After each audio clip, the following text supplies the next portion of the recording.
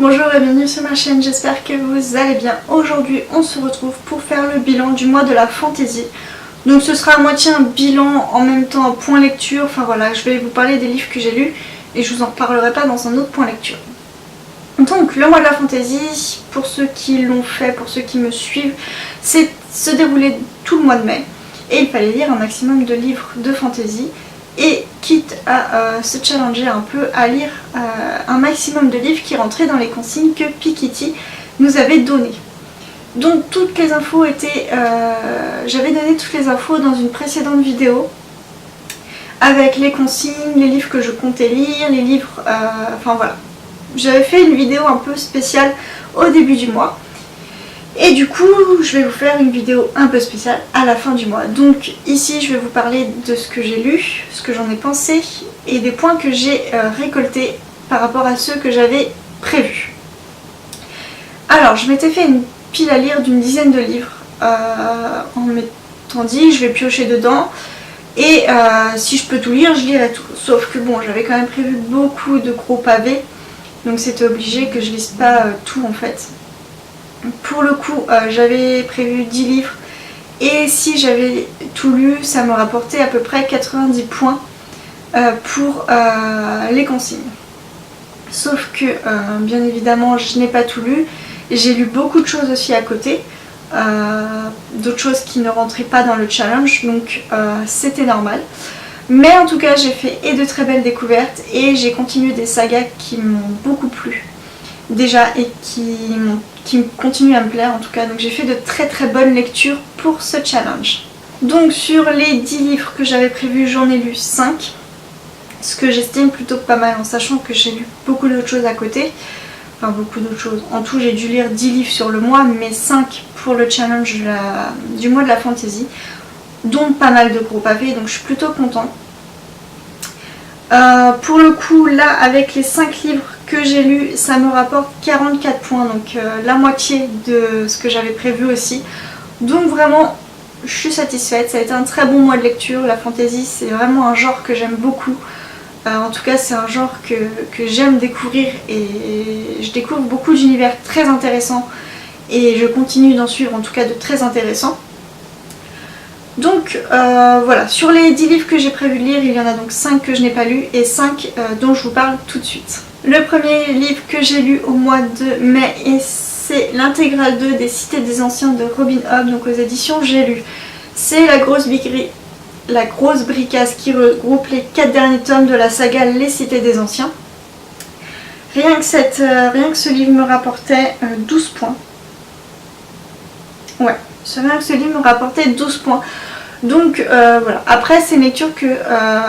Robin Hobb est une auteure que j'adore. J'aime énormément son univers de l'assassin royal, des aventuriers de la mer, des cités des anciens. C'est le même univers, sauf que ce sont des cycles différents avec des personnages différents.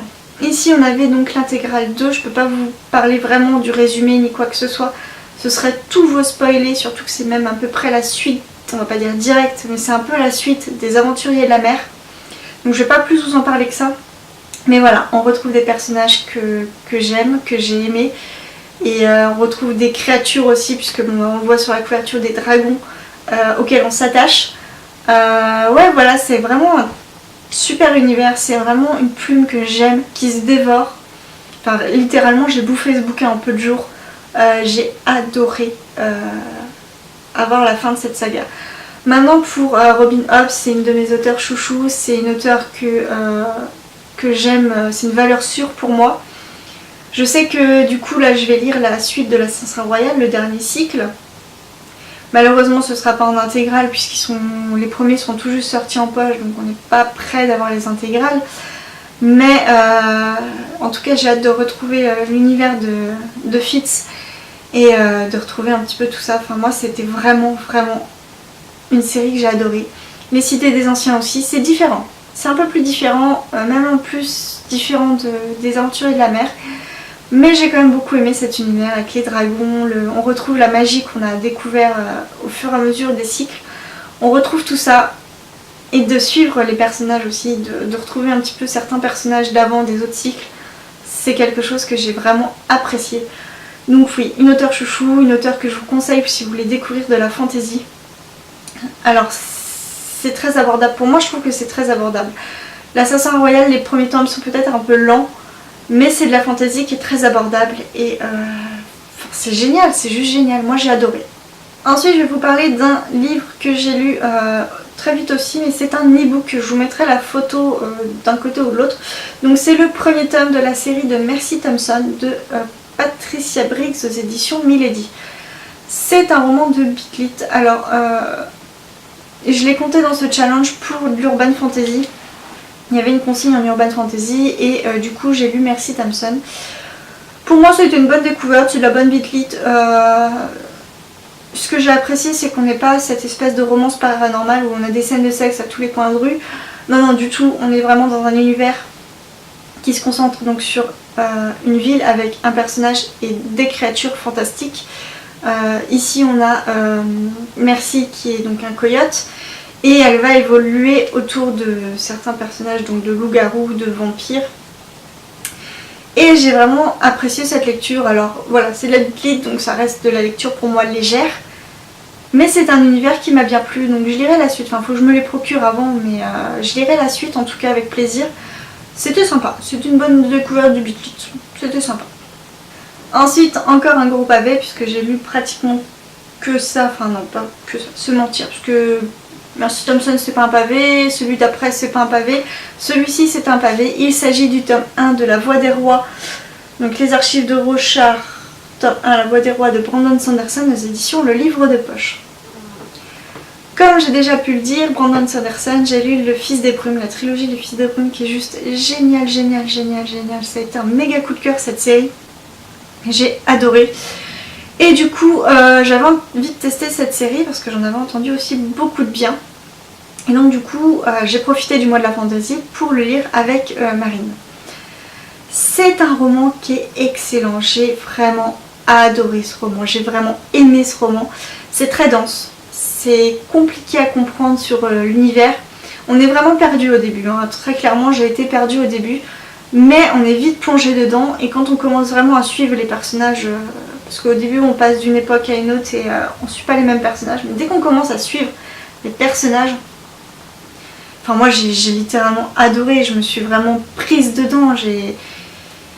C'est très dense, voilà. C'est un roman qui est très dense, ça se lit très lentement. J'ai mis quand même une semaine pour le lire. Autant la bricasse de 1000 pages de Robin Hobb, j'ai mis peu de jours à le lire, j'ai dû mettre 3 ou 4 jours. Autant là j'ai mis une bonne semaine pour le lire. Mais parce que voilà, c'est dense, c'est compliqué, c'est un univers avec une magie particulière, avec un monde particulier, l'auteur pose les bases et il faut le temps de tout prendre en compte, de tout absorber. Donc c'est long. Mais c'est passé pour moi très vite, ça a été une lecture que j'ai adorée, j'ai pris mon temps et j'ai vraiment aimé ce roman. Et donc du coup, très clairement, là je suis en train de finir un roman de fantasy dont je vais vous parler juste à la fin. C'est ma lecture en cours, mais j'ai quand même lu le premier tome, donc je vais vous en parler. Et juste après, je vais me faire le tome 2 parce que je veux quand même, en ayant les idées fraîches sur ce roman, j'ai envie d'avoir la suite et j'ai envie de garder tous les détails en tête pour pouvoir avoir la suite de l'univers et de pouvoir me replonger dans cet univers juste génial. Enfin voilà, moi, évidemment, je conseille Brandon Sanderson. C'est pas abordable comme Robin Hobb. C'est beaucoup plus compliqué, c'est beaucoup plus complexe et c'est dense. Mais c'est génial, c'est génial. On est vraiment plongé dans un univers complètement maîtrisé par l'auteur. Il sait ce qu'il fait, il sait où il veut nous emmener, il sait vraiment y faire.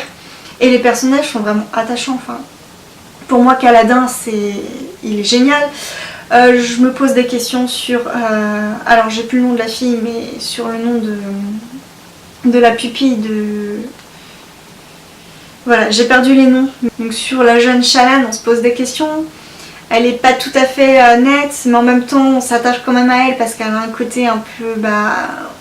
Voilà, je sais pas, je me pose beaucoup de questions sur la suite. Donc du coup, c'est pour ça que je vais lire très rapidement le tome 2 pour pouvoir tout avoir d'un coup, en quelque sorte, même si j'ai eu des lectures entre, mais je veux dire que je laisse pas traîner encore un tome de plus sur ça.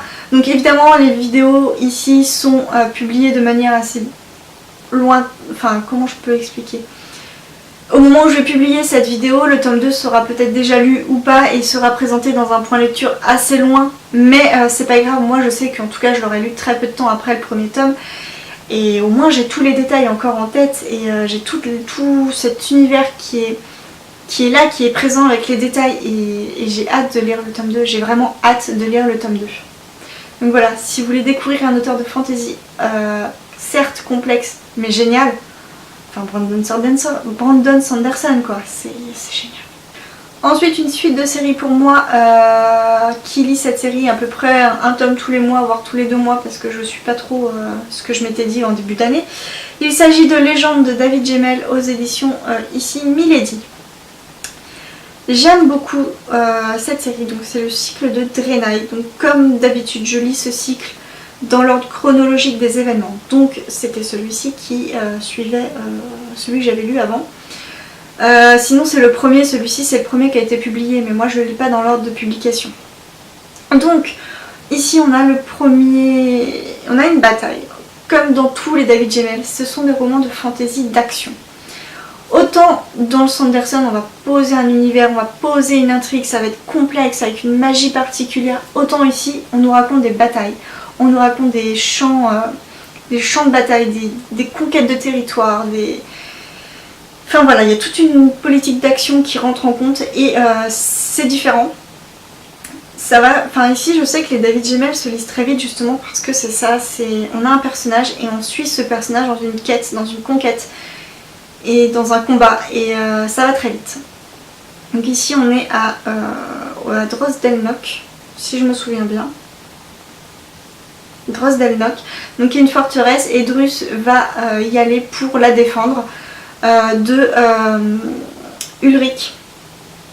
Donc Ulrich est un personnage que j'avais déjà rencontré avant et donc ici dans ce tome-ci on va le découvrir autrement et on va découvrir que Druss va défendre Drosdelnock, cette forteresse et on va en apprendre aussi, on va découvrir certaines choses et enfin voilà, c'est un roman qui est très rapide.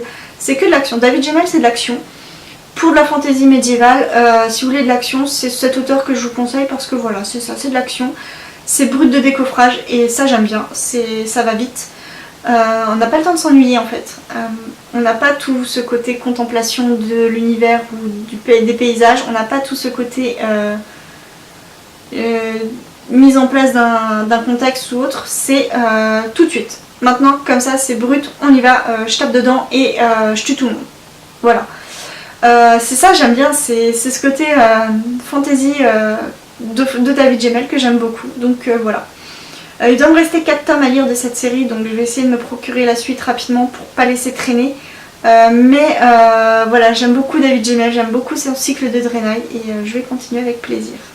Et donc enfin je vous parle d'un dernier roman pour l'instant, donc c'est une intégrale que j'ai, je n'ai lu que le premier tome mais j'enchaîne avec le deuxième en fait parce que je l'ai en intégrale donc je lis tout d'un coup.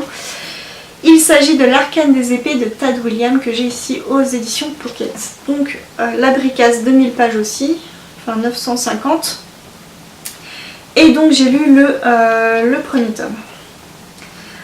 Alors je savais pas trop à quoi m'attendre dans ce roman, mais ça a été une bonne découverte pour ce premier tome en tout cas.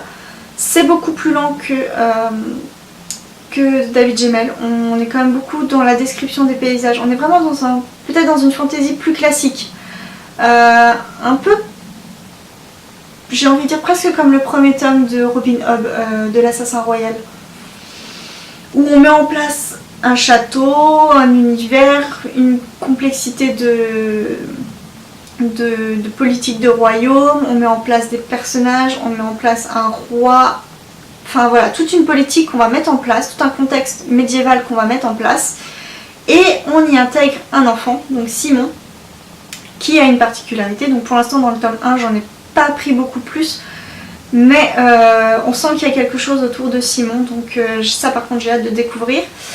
Et voilà, donc c'est un enfant qui a été élevé comme domestique et qui va se retrouver mêlé aux histoires du château, aux histoires politiques du château, quand il va se mettre à sauver en quelque sorte le frère du roi de son cachot. Enfin voilà, il y a toute une histoire politique, je vais pas en parler beaucoup. Mais Simon est un domestique qui vit au château, qui découvre la vie de château. C'est un peu un garçon qui est dans la lune, c'est un peu un garçon tête en l'air et qui réfléchit pas beaucoup avant d'agir. Donc au début du roman, le roi va décéder et va donner le pouvoir à son fils aîné. Ce fils aîné est avide du pouvoir, enfin je sais pas comment expliquer ça, mais il a peur en fait que son frère, son plus jeune frère, lui pique le pouvoir alors que lui il en a absolument rien à faire du pouvoir, mais enfin voilà, il y a cette peur de lui piquer le trône et je pense qu'il est aussi engendré par le personnage du prêtre, un peu mage noir qui est très proche du roi, enfin du coup du frère aîné qui devient roi. Et il y a tout ce côté politique un peu qui rentre en jeu et le plus jeune frère va disparaître et Simon va découvrir où il se cache. Et quand il va essayer de le sauver avec son maître, donc son maître médecin du château, Morgénès, ça va le rendre complice de beaucoup de choses et il va être obligé de fuir. Et quand il va fuir, il va faire la rencontre de différents personnages, dont un troll, donc Binabi, que j'ai adoré, que j'adore toujours. Enfin voilà, donc il y a toute une histoire politique qui rentre en jeu et c'est, oui voilà, c'est peut-être ce côté un peu fantasy médiévale plus classique dans ce premier tome en tout cas, et j'ai hâte d'en apprendre plus. Donc là je vais lire la suite aujourd'hui même, donc on est fin mai, je vais lire la suite et peut-être en apprendre plus du coup sur Simon et continuer à voir comment se déroule cette histoire. Donc voilà, le mois de la fantaisie se termine, on est fin mai, je sais que je vais pas en lire beaucoup plus, je vais peut-être lire la fin donc, de l'Arcane des épées avant la fin du mois, mais c'est tout. Ensuite je vais enchaîner avec le tome 2 de La Voix des Rois de Sanderson, mais je l'aurai pas fini avant la fin du mois, ça c'est sûr. Donc voilà, c'est la fin du mois de la fantaisie, c'est toujours un mois que j'adore. J'espère que l'année prochaine il sera encore une fois reconduit, mais en tout cas j'adore ce genre, j'adore le groupe sur lequel on partage toutes nos lectures. J'aime aller voir ce que les autres lisent pour me donner des prochaines idées en fait. J'aime aller piocher des titres des auteurs que je ne connais pas. C'est vraiment un challenge, en tout cas un mois de lecture fantasy vraiment génial. Moi la fantasy j'en lis pas que en mai, hein, j'en lis toute l'année, mais c'est ce mois-ci où vraiment je lis principalement de ça puisque c'est le mois de la fantasy sur le groupe de Piketty Bookin. Donc voilà. Donc c'est tout pour cette vidéo, n'hésitez pas à me dire en commentaire si certains de ces livres vous les avez lus, si certains vous tentent ou pas, si vous avez participé au challenge et quelles ont été vos lectures, enfin bref, de partager avec moi vos avis sur la fantasy. Et ça me ferait vraiment plaisir en tout cas d'avoir des avis sur certains livres, de me conseiller aussi, pourquoi pas, un titre ou deux qui peuvent correspondre à ce que moi j'aime. En tout cas voilà, moi c'est un mois qui m'a plu et j'espère vous retrouver très bientôt. En tout cas moi je vous dis à très bientôt pour une prochaine vidéo. Bye bye.